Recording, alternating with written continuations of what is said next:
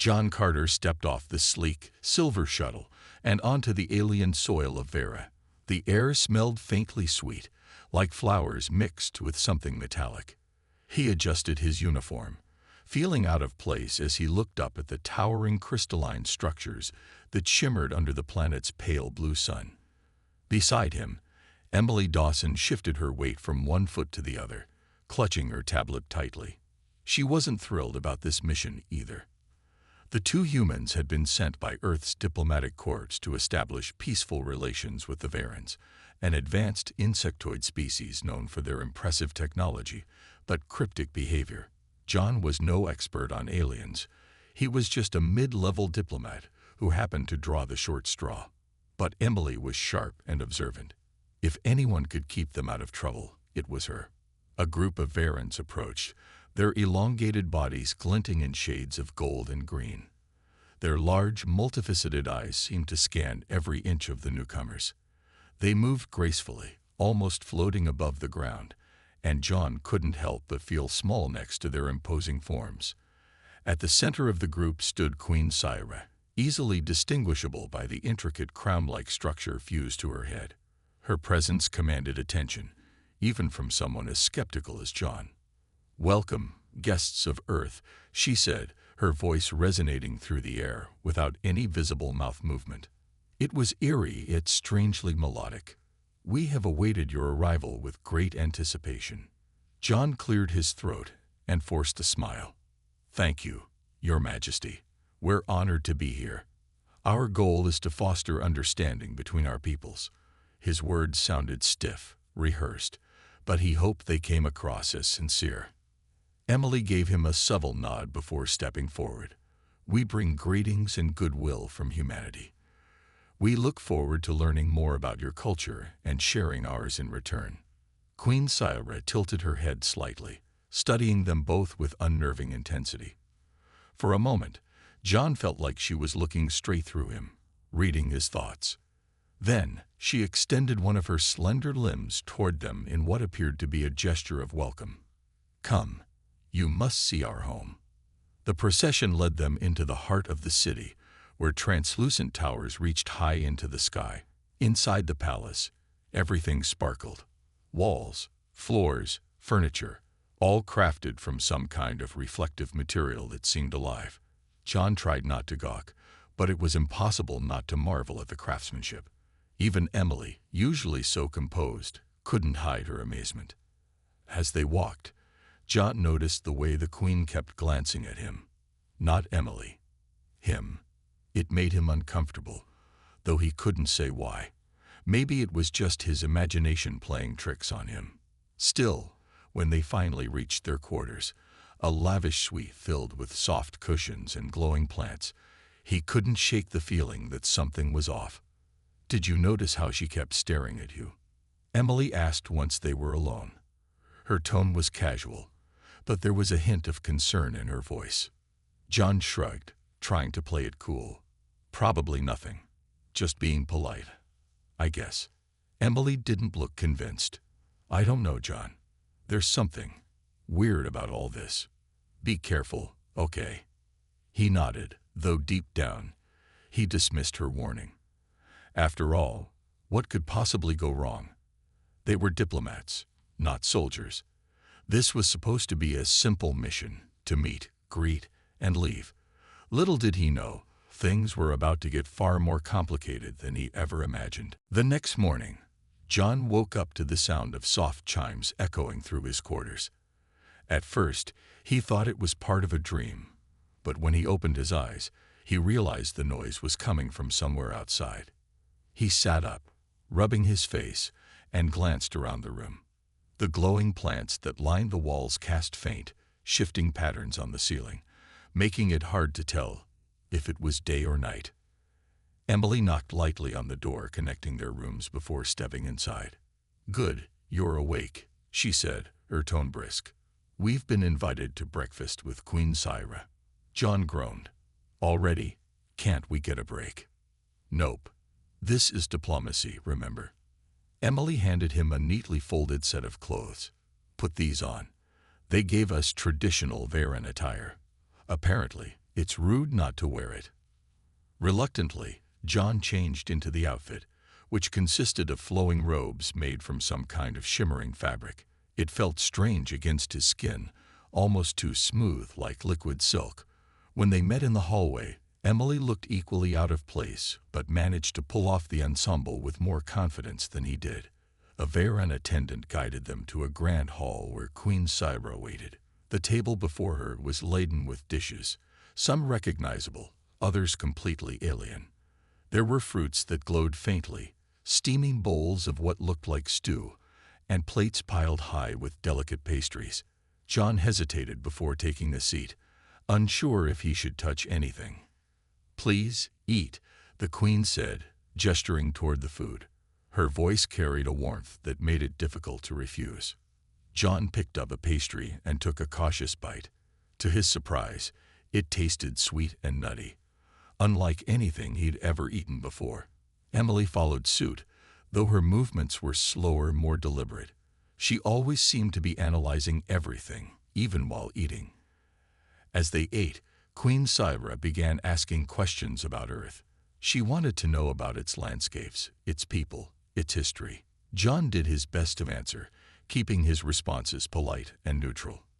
But every time he spoke, he noticed how intently the queen watched him. It wasn't just curiosity. It felt deeper, almost personal. After breakfast, the queen offered to give them a tour of the palace. John expected it to be quick, but hours passed as they wandered through endless corridors filled with wonders. They saw murals depicting battles fought long ago, chambers filled with humming machines, and gardens where bioluminescent flowers swayed gently in an invisible breeze. Everywhere they went, Veyran stopped to bow or nod respectfully to their queen.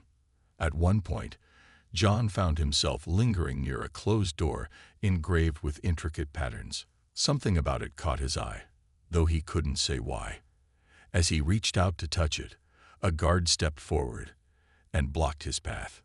"That area is restricted," the guard said, its voice low and firm. "Oh, sorry," John muttered, pulling his hand back. He turned to see Emily giving him a sharp look, silently warning him not to cause trouble. Later, during a private moment, Emily pulled him aside. "What was that back there? You can't just go snooping around." "I wasn't snooping," John protested. "I was curious. That door, it felt important." "Well, keep your curiosity in check," Emily snapped. "These aliens aren't like us. We don't know what they're capable of, or what they want." Her words lingered in John's mind as the day wore on. By evening, he was exhausted but still restless. Back in his quarters, he stared at the glowing plants, trying to make sense of everything. The queen's interest in him, the strange door, Emily's unease, it all added up to something he couldn't quite grasp. Just as he was about to lie down, there was a soft knock at the door. Thinking it was Emily, he opened it without hesitation. Instead, he found Queen Syra standing there, flanked by two attendants. "May I speak with you privately?" she asked, her tone gentle yet commanding. John nodded, unsure what else to do. As the attendants left, closing the door behind them, the queen stepped closer. For a moment, she simply studied him, her large eyes reflecting the light from the glowing plants. "You are special, John Carter," she said finally. "You carry potential within you, a gift that could change the fate of my people." John blinked, confused. I don't understand." "All will become clear in time," she replied, her voice soft but resolute. Then, without another word, she turned and left, leaving John alone with a growing sense of unease. The next morning, John couldn't shake the feeling that something was wrong. Queen Syra's words from the night before echoed in his mind. "You carry potential within you." What did she mean? He replayed the conversation over and over but found no answers, only more questions. When Emily joined him for breakfast, he decided to tell her what had happened. "She said I'm special," John explained, his voice low so no one else could hear. "Something about changing the fate of her people." Emily frowned, her fork pausing midair. That doesn't sound good. Did she say anything else? No, just that all will become clear in time. John shrugged, trying to act casual, but his unease was obvious. Maybe I'm reading too much into it. Or maybe you're not, Emily replied, setting her fork down. We need to be careful, John. These aliens don't think like we do. They've got their own agenda. And we're just guests here. Pawns, maybe. John didn't like the idea of being a pawn, but he couldn't argue with Emily's logic. Still, there wasn't much they could do except play along. For now. Later that day, Queen Syra invited them on another tour of the palace. This time, the group ventured deeper into areas John hadn't seen before. The halls grew narrower, the air cooler, and the light dimmer. Eventually, they came to a large chamber filled with rows of glowing pods. Each pod pulsed with a soft, rhythmic light, like a heartbeat. Inside, faint shapes moved, though it was hard to make out details. What are these? John asked, unable to hide his curiosity. These are our nurseries, Queen Syra explained. Her tone was calm, almost reverent. Here, new life begins. John stared at the pods, feeling a mix of awe and discomfort. The shapes inside looked vaguely humanoid, but they weren't fully formed yet. Are these your children? In a way, the queen replied. But our numbers dwindle. Our bloodlines weaken. We seek renewal. Emily glanced at John, her expression unreadable. She seemed to understand something he didn't, or maybe she was just better at hiding her confusion. When the tour ended, John and Emily were escorted back to their quarters.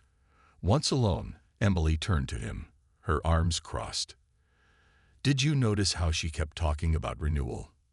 And how she keeps focusing on *U**? John nodded. Yeah, I noticed. But what does it mean? I don't know, Emily admitted, pacing the room. But I don't like it. Something's going on here, and we're missing the bigger picture. Before John could respond, there was another knock at the door. This time, it was an attendant who handed them both invitations to dine with Queen Syra later that evening. But this time, Emily wasn't included. The invitation was for John alone. She's isolating you, Emily said after reading the note. Why would she want to meet with you without me there? John hesitated. Maybe she just wants to talk. You heard her. She thinks I'm special. Exactly, Emily shot back. And that's why I don't trust her. Just be careful, okay? Don't let your guard down. John promised he would, but as the hours passed, his nerves grew worse. By the time evening arrived, he felt like he was walking into a trap. Dressed once again in the shimmering Varan robes, he followed the attendant to the dining hall. Queen Syra awaited him at a long table, surrounded by flickering lights that made her golden form glow. She gestured for him to sit, and when he did, she began speaking softly. You must understand, John Carter, she said, her eyes locking onto his. My people face extinction. Our genetic lines have grown stale. To survive, we require fresh beginnings, new blood. John swallowed hard. What does this have to do with me? The queen leaned closer, her presence overwhelming. Your DNA is unique. It holds the key to our future. With your help, we can create a new generation, a blending of our species. John's heart raced. Wait, you want me to? What? Father your children. It is an honor, the queen replied, her tone unwavering. You will ensure the survival of my lineage, and perhaps even unite our worlds. John stood abruptly, his chair scraping against the floor. I'm sorry, but I can't do that. I'm not here for this. I'm just a diplomat. The queen's expression darkened, her calm demeanor slipping slightly. You misunderstand. This is not a request. Before John could respond, the doors behind him opened, and 2 guards entered, blocking his exit. His chest tightened as realization sank in. He wasn't leaving until the queen got what she wanted. John's mind raced as he stood frozen in the dining hall, the weight of Queen Syra's words pressing down on him. The guards didn't move, their towering forms casting long shadows across the room. He felt trapped, like a cornered animal with no way out. His voice came out shaky when he finally spoke. "You can't force me to do this," he said, trying to sound firm but failing. "I'm not one of your subjects. I'm a guest, an ambassador from Earth." Queen Scifi tilted her head slightly, her large eyes glinting in the dim light. "You misunderstand, John Carter. You are more than a guest now. You have been chosen for a purpose greater than yourself." "I don't care about your purpose," John snapped, his fear turning into anger. "I didn't sign up for this. I'm not staying here to be some kind of breeding machine." The Queen's expression hardened, and for the first time, John saw something cold and calculating behind her calm facade. She gestured to the guards, who stepped forward, closing the distance between them. John backed away instinctively, his heart pounding in his chest. "Take him to the nursery," she commanded, her voice sharp and final. "He will see reason in time." Before John could protest further, the guards grabbed his arms, their grip unyielding. He struggled, but it was useless. They were far stronger than any human. As they dragged him out of the dining hall, he shouted over his shoulder, "You can't keep me here. My people will come looking for me." Queen Scifi watched him go, her face unreadable. "Perhaps," she murmured softly, "but by then it will be too late." Meanwhile, Emily paced anxiously in their quarters, waiting for John to return. Hours had passed since he'd left for dinner, and there was still no sign of him. Her unease grew with each passing minute. Something wasn't right. She could feel it in her gut. Finally, unable to stand the silence any longer, she decided to take matters into her own hands. Slipping out of their rooms, she made her way toward the dining hall, hoping to find answers. Along the way, she encountered a Veyran attendant and quickly approached them. "Excuse me," she said, forcing herself to sound calm. "Do you know where John Carter is? He hasn't returned from dinner." The attendant hesitated, its multifaceted eyes scanning her face. "He has been taken to the royal nursery," it replied after a pause. "By order of Queen Scifi." Emily's blood ran cold. "The nursery? Why? What's going on?" "I am not privy to such details," the attendant said, its tone neutral. "You must speak with the Queen if you wish to know more." Without another word, Emily turned and hurried back to their quarters. Her mind raced as she tried to piece together what might be happening. The nursery, the glowing pods, the Queen's fixation on John. It all started to make sense, but the conclusion terrified her. She needed help, someone who could intervene before things spiraled out of control. Grabbing her tablet, she sent an encrypted message to Earth's diplomatic headquarters, detailing everything she knew so far. It wasn't much, but it was enough to raise alarms. Then, she began drafting a plea for assistance from other envoys stationed on Vera. If anyone could find a way to rescue John, it would be them. As she worked, Emily couldn't shake the image of those glowing pods from her mind. Whatever the Queen intended for John, it wasn't good. And if she didn't act fast, he might never leave Vera alive. Back in the nursery, John sat slumped against the wall, his wrists bound loosely with some kind of glowing filament. The room was eerily quiet except for the faint hum of the pods surrounding him. Each pulse of light seemed to mock him, reminding him of his predicament. A young Veyran attendant entered the room, carrying a tray of food. John assumed it was female based on her smaller frame, set the tray down beside him without speaking. When she turned to leave, John called out to her. "Please," he said, his voice desperate. "You have to help me. I don't belong here." The attendant paused, glancing nervously at the door before kneeling beside him. "I cannot free you," she whispered, "but I can tell you this. The Queen's plans are not set in stone. There are others among us who question her methods." "Others?"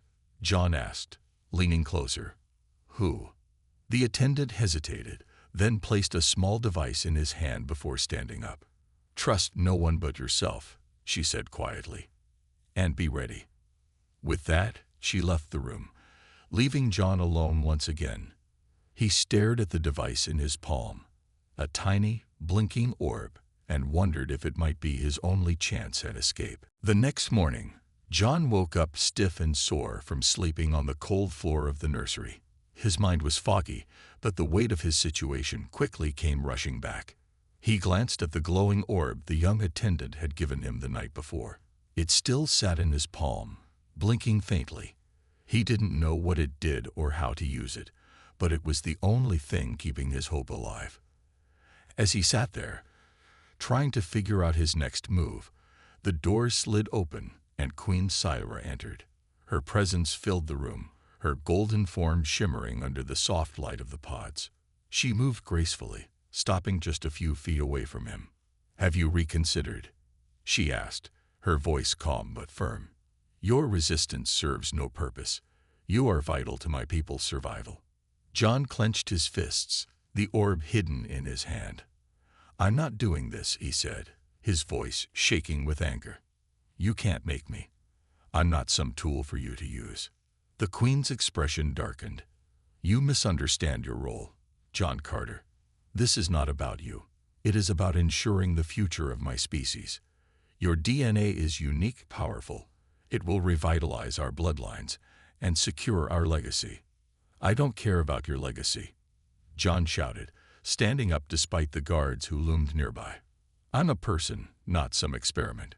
Queen Syra stepped closer, her large eyes locking onto his. "You are more than you realize, and whether you accept it or not, your fate is tied to ours now." Before John could respond, the door opened again, and Emily burst into the room. Her face was flushed, her breathing heavy as if she'd been running. Behind her stood several Varen guards, their weapons trained on her. "Let him go," Emily demanded, her voice trembling but resolute. "You have no right to keep him here." The Queen turned to face her, her tone icy. "This does not concern you, human. Leave now, or you will share his fate." Emily glared at her, refusing to back down. "If you hurt him, Earth will know. They'll see what you've done, and they won't stand for it." For a moment, the room was silent. The Queen studied Emily, her expression unreadable. Then, without warning, she gestured to the guards. "Take her away. Confine her to her quarters." "No," John yelled, lunging forward, but the guards grabbed him before he could reach her. Emily struggled as they dragged her out, shouting over her shoulder, "I'll find a way to help you, John. Don't give up." Once Emily was gone, the Queen turned back to John, her calm demeanor restored. "Your friend is brave, but foolish. She cannot save you." John glared at her, his hands gripping the orb tightly. "You think you've won, but you haven't. I won't let you do this." The Queen sighed, almost pityingly. "You have no choice. My people's survival depends on you. Resistance is futile." With that, she signaled the guards to leave, leaving John alone once again. As the door closed behind them, he sank to the floor, his mind racing. He couldn't stay here. He had to escape. But how? The orb in his hand was his only clue, and he needed to figure out what it did. He examined it carefully, turning it over in his fingers. It was small, no bigger than a coin, with tiny symbols etched into its surface. Pressing one of the symbols caused the orb to emit a soft hum. In courage, John pressed another, and the hum grew louder. Suddenly, a holographic map appeared in front of him, showing the layout of the palace. John's heart leaped. Was this a way out? He studied the map closely, tracing possible routes with his eyes. There was a service corridor marked near the nursery. Maybe he could sneak through it and find Emily. If they worked together, they might stand a chance. But first, he needed to act fast. The guards would return soon, and he couldn't waste any time. Clutching the orb tightly, John stood up and approached the door. Taking a deep breath, he pressed his ear against it, listening for movement outside. When he heard nothing, he cautiously pushed it open. A hallway was empty, bathed in the same dim light as the nursery. John slipped out, keeping close to the walls as he followed the map's directions. Every step felt like a gamble, every sound a potential threat. But he couldn't turn back now, not when freedom was within reach. As he moved deeper into the palace, John's resolve hardened. Whatever happened next, he wouldn't let the Queen win. He wasn't just fighting for himself. He was fighting for his humanity. John moved silently through the dimly lit corridors of the palace, his heart pounding in his chest. The holographic map from the orb guided him, its faint glow lighting up the path ahead. He stayed close to the walls, avoiding open spaces where he might be spotted. Every sound, the hum of the pods, the distant footsteps of guards, made him freeze, his breath caught in his throat. He reached the service corridor, marked on the map, and slipped inside. It was narrow and cluttered with strange machinery, but it felt safer than the main halls. John pressed forward, his mind focused on one goal: finding Emily. She was smart, resourceful. He knew she'd have a plan. If anyone could get them out of this mess, it was her. As he turned a corner, he nearly collided with someone.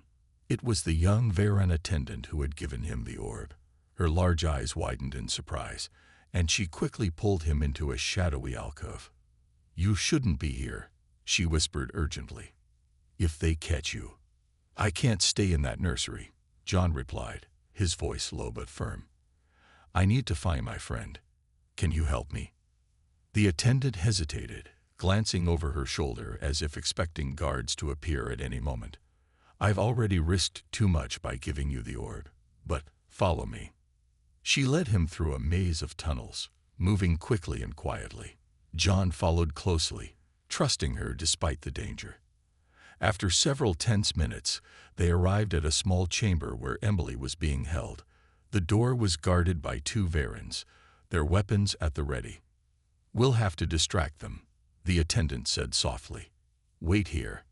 Before John could protest, she stepped out into the open, calling out to the guards in their language. They turned toward her, clearly surprised, and followed her down the hallway. John didn't waste a second. As soon as they were gone, he darted to the door and tried to pry it open. It was locked, but the orb's symbol seemed to respond when he held it against the control panel. With a soft click, the door slid open.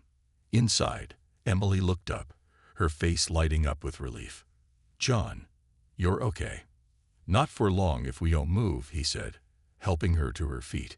"Come on, we've got a way out." They hurried back into the tunnels, retracing their steps toward the service corridor. But just as they thought they were safe, an alarm blared through the palace. Red lights flashed, bathing the walls in a harsh glow. "They know you're missing," the attendant said, rejoining them. "You must leave now. I'll hold them off." "No," John protested. "You've done enough. Come with us." She shook her head firmly. "I can't. My place is here, for now. Go." Reluctantly, John nodded. "Thank you," he said, his voice heavy with gratitude. "For everything." With no time to waste, John and Emily sprinted down the corridor, following the map's directions to the nearest exit. The alarms grew louder, echoing through the halls, and the sound of rushing footsteps told them the guards were closing in. "This way," Emily shouted, spotting a stairway that led upward. They climbed as fast as they could, their legs burning with effort. At the top, they found themselves in a wide courtyard surrounded by towering crystalline structures. In the distance, a shuttlecraft sat idle, a possible escape route. But before they could reach it, a group of Varen warriors appeared, blocking their path. Queen Syra emerged behind them, her golden form gleaming under the pale blue sun. "Enough," she said, her voice cutting through the chaos. "You cannot run, John Carter. Your destiny is here, with us." John clenched his fists, standing protectively in front of Emily. "I won't let you take me." The Queen stepped forward, her expression unreadable. "Then you leave me no choice." Suddenly, a loud roar filled the air. A ship descended rapidly from the sky, its engines kicking up clouds of dust. It was Earth's diplomatic envoy, responding to Emily's earlier message. The shuttle hovered above the courtyard, and a voice crackled over a loudspeaker. "John Carter, Emily Dawson, stand clear. We're bringing you home." Queen Syra's eyes narrowed, her calm demeanor cracking for the first time. "This changes nothing," she hissed. "My people will survive, with or without your cooperation." John grabbed Emily's hand, and together they ran toward the shuttle as its ramp lowered. Behind them, the Varens hesitated, unwilling to engage the human ship. As they boarded, John glanced back at the Queen, her figure growing smaller as the shuttle lifted off. For now, they were safe, but John knew this wasn't over. The Queen's words echoed in his mind. Asterisk, this changes nothing asterisk. The shuttlecraft soared through the sky, leaving the crystalline towers of Vera far behind. John sat in silence, his hands gripping the edge of his seat as he stared out the window. The planet's shimmering surface grew smaller and smaller until it was just a pale blue dot against the vast blackness of space.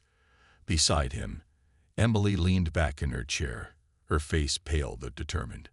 "You did it," she said softly, breaking the silence. "We're out." John shook his head, his voice barely above a whisper. "No, we didn't. Not really. She's not going to let this go." Emily sighed, knowing he was right. Queen Syra wasn't the kind of leader who gave up easily. Her words still hung heavy in the air. Asterisk, this changes nothing. Asterisk, it was a promise, a threat. And John knew it meant trouble for Earth as much as for him. The shuttle docked with the larger human vessel waiting in orbit, a sleek, silver ship called the Asterisk Azure Dawn Asterisk. As soon as they stepped aboard, they were greeted by Captain Laura Hayes, a no-nonsense woman with sharp features and an even sharper gaze. She wasted no time getting to the point. "What happened down there?" she demanded, her tone firm but not unkind. "Your message was vague, but it sounded urgent." Emily took a deep breath and began explaining everything, from the glowing pods in the nursery to Queen Syra's plans for John. She left out no details, knowing how important it was to make Earth understand the gravity of the situation.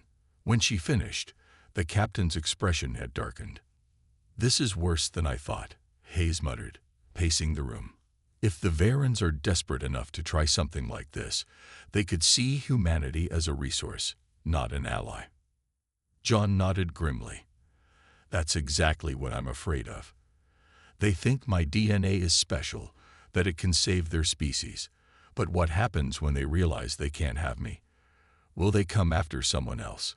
Hayes stopped pacing and turned to face him.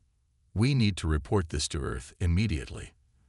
They'll decide how to handle it, but one thing's for sure. We're not sending any more diplomats to Vera until we know what we're dealing with." As the captain left to prepare the transmission, John sank into a nearby chair, his mind racing. He felt torn between relief at escaping and guilt at leaving behind the young attendant who had risked so much to help them. What would happen to her now? Would Queen Syra punish her for aiding their escape? Emily must have noticed his troubled expression because she sat down beside him. "You're thinking about her, aren't you?" "The attendant." John nodded. "She saved us. If she hadn't given me that orb, we'd still be trapped down there."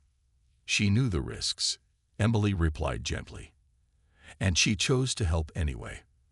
That says a lot about her, and maybe about some of the other Varens too." John wanted to believe her, but it was hard to feel hopeful. The Queen's obsession with survival made her dangerous, and her people followed her without question. How many of them truly agreed with her methods? And how long would it take before she decided to act on her threats? Hours passed as the crew worked to send their report to Earth. John tried to rest, but sleep eluded him. Every time he closed his eyes, he saw the glowing pods, heard the rhythmic hum of life growing inside them. He couldn't shake the feeling that he'd left something unfinished, that his escape hadn't solved anything. By the time the transmission was complete, Captain Hayes called them to the bridge. Her expression was grim as she addressed them. "Earth has received our report. They're taking this very seriously. For now, All contact with Vera is suspended. But what? John asked, his stomach tightening. They've asked us to monitor the planet closely. If the Varans try anything, even hint at aggression, we'll respond immediately. John nodded, though the weight of responsibility settled heavily on his shoulders. He wasn't just a diplomat anymore. He was a symbol of something bigger, whether he liked it or not. And somewhere deep inside, he couldn't shake the feeling that this was only the beginning. Back in his quarters, John stared out the window at the endless expanse of stars. Somewhere out there was Vera and Queen Syra, waiting, planning. Whatever came next, he knew one thing for certain. He couldn't run forever. Days turned into weeks as the Azure Dawn traveled back toward Earth. John spent most of his time alone in his quarters, staring out at the endless void of space. He tried to focus on the mission reports and debriefings, but his mind kept drifting back to Vera. The glowing pods, Queen Syra's cold eyes, the young attendant who had risked everything to help him. It all felt like a nightmare he couldn't wake up from. Emily visited him often, bringing updates from the crew and trying to keep his spirits up. But even she seemed uneasy. "You're not the only one who can't stop thinking about it," she admitted one evening, sitting across from him. "What if they come after us? What if this isn't over?" John sighed, running a hand through his hair. "I don't know, Emily. All I know is that we walked away, but we didn't solve anything. They'd wanted me for a reason, and they might find another way to get what they want." His words hung in the air, heavy and unresolved. Neither of them had an answer, and that uncertainty was exhausting. Meanwhile, Captain Hayes worked tirelessly to prepare their report for Earth's leaders. When the ship finally docked at a human space station near Earth, a team of officials boarded to meet with them. Among them was Dr. Rachel Meyer, a scientist specializing in alien biology. She listened intently as John and Emily recounted their experience on Vera. "This is unprecedented," Dr. Meyer said when they finished. Her tone was calm, but there was a flicker of concern in her eyes. "If the Varans believe your DNA holds the key to their survival, they won't give up easily. We need to understand why they think this, and whether there's any truth to it." John frowned. "You mean, you think they might be right? That my DNA could actually do something for them?" "It's possible," Dr. Meyer replied. "But we won't know until we run tests. If you're willing, we'd like to take samples and analyze them." John hesitated. The thought of being poked and prodded made him uncomfortable, but he knew it was necessary. "Fine," he said finally. "Do whatever you need to do." Over the next few days, John underwent a series of tests. Blood samples, genetic scans, even brainwave monitoring. It was invasive and tiring, but he endured it without complaint. Emily stayed by his side whenever she could, offering quiet support. When the results came back, Dr. Meyer called them to a private meeting. Her expression was serious as she laid out the findings. "Your DNA does have unique markers. Things we've never seen before in human genetics. It's subtle, but it's there. These markers could theoretically interact with Varan biology in ways that might explain their interest." John stared at her, stunned. "So, they were right? My DNA really could help them." "It's not that simple," Dr. Meyer cautioned. "We don't know how or if they could use it. But yes, there's potential. That's why we need to be careful. If the Varans discover this, they might see humanity as a resource rather than a partner." Emily leaned forward, her voice tense. "What are we supposed to do about it? We can't just hide from them forever." Dr. Meyer nodded grimly. "No, we can't. And that's why Earth's leaders are preparing for the worst. Diplomacy failed once. We can't let it fail again. But this time, we'll be ready." As the meeting ended, John felt a chill run down his spine. Ready or not, he knew the Varans wouldn't stay silent for long. Queen Syra had already proven she wasn't afraid to take drastic measures. Whatever happened next, humanity would have to face it together. And John would be at the center of it, whether he liked it or not. Back in his quarters, John sat in silence, staring at the wall. For the first time since leaving Vera, he allowed himself to truly consider the enormity of what had happened and what might still come. The weight of it pressed down on him, heavier than ever before. Months passed, and life on Earth tried to return to normal, for everyone except John. Despite the tests and meetings with scientists, no one could fully explain why his DNA was so unique. The government kept him under close watch, claiming it was for his protection, but John couldn't shake the feeling that he was more of a prisoner than a guest. Every move he made was monitored, every conversation recorded.